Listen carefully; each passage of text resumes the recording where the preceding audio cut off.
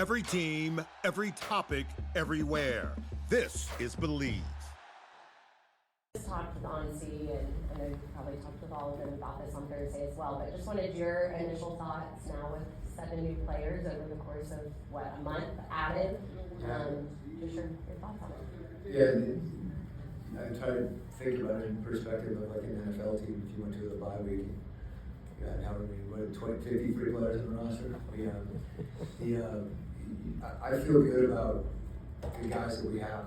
You know, it's been fun to see a core group of, those 7 guys that have been here and were with us at the start of the year or whatever. The Aces and Jalen and Dyson, and the way these guys have improved and developed and connected, and the guys that have joined us, over the past couple weeks. Looking forward to integrating them, and I think the biggest thing for everybody, whether you've been here for a year, a month, or a day, is that we want to compete, and we want to compete collectively, and we want to be an unselfish group that puts the team first, and those are things we're going to keep working towards and emphasizing.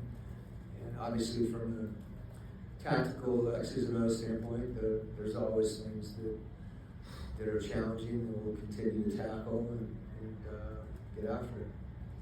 So looking at tonight, with the way Charlotte has been rebounding the ball lately, especially on the offensive end, just how important is it going to be to not give up any second chance opportunities? Yeah, that's one of those things. It's not hard to know going into the game that's important. It's the execution in those situations, I think is the key. And Diabate, for example, he's elite in that regard. And I think this is a consistent message when we're talking about the possession game and defensive rebounding. It can't just be one guy.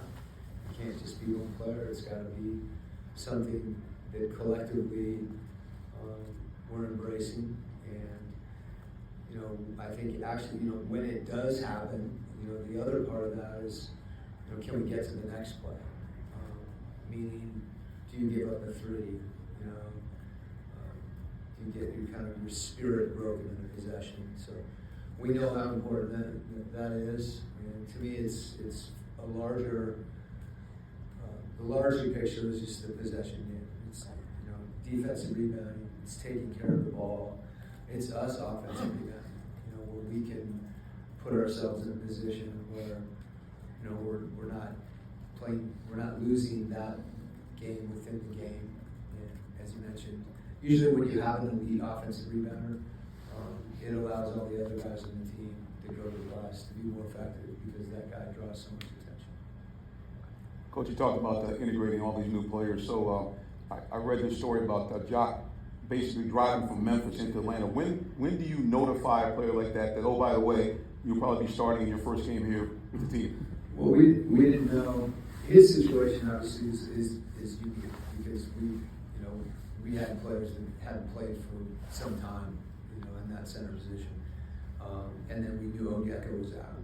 So whether he was going to start, come off the bench, whatever the case may be, we knew we needed help there in that situation. So I don't know if it was at a rest stop or the next morning.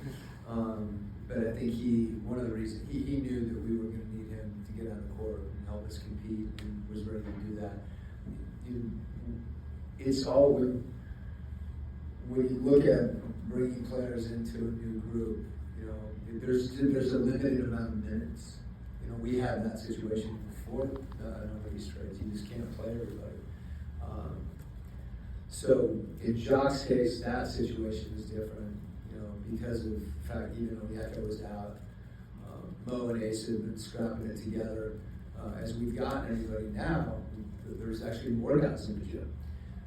So that's going to take some time for us to keep working through. Not everybody's going to be able to get in the game every night. We're going to have some players that are capable of helping, but there's only 48 minutes in the game, and that's why I mentioned again the importance of us competing collectively and everybody playing the way that we've played. I think some of the windows where we've been able to see, Jalen, Nikhil, and Dyson, and Yeka, and those lineups together, get you excited about where we're going.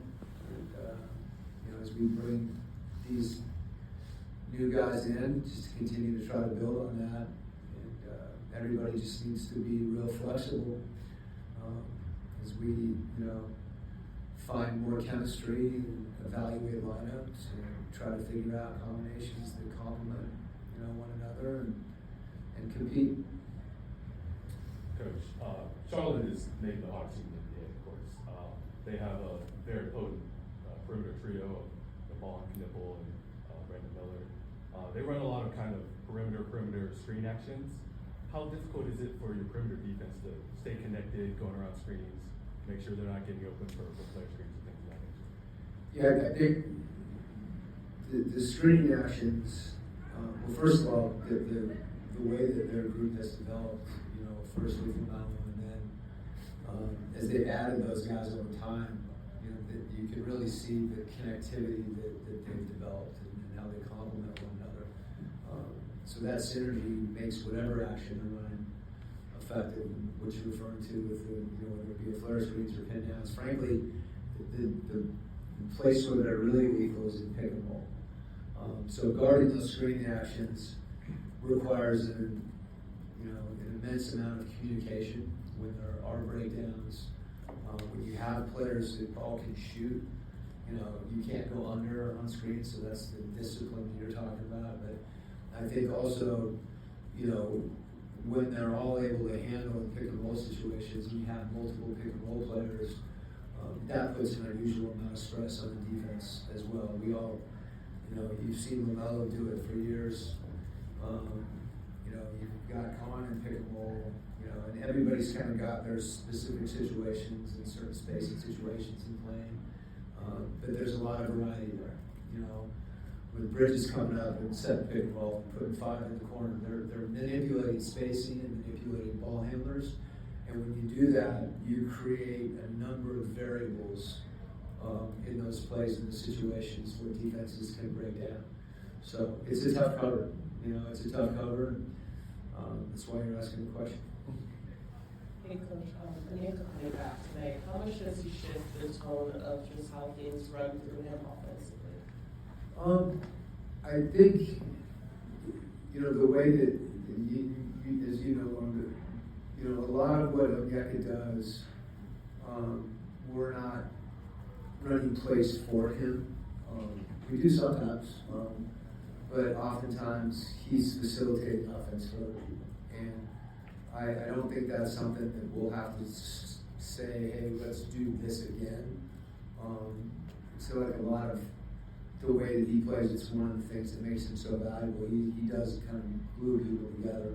So I would imagine that'll kind of happen naturally. There'll be some things that, we haven't done, certain concepts that you haven't seen as much in a while because he's the one that makes them go.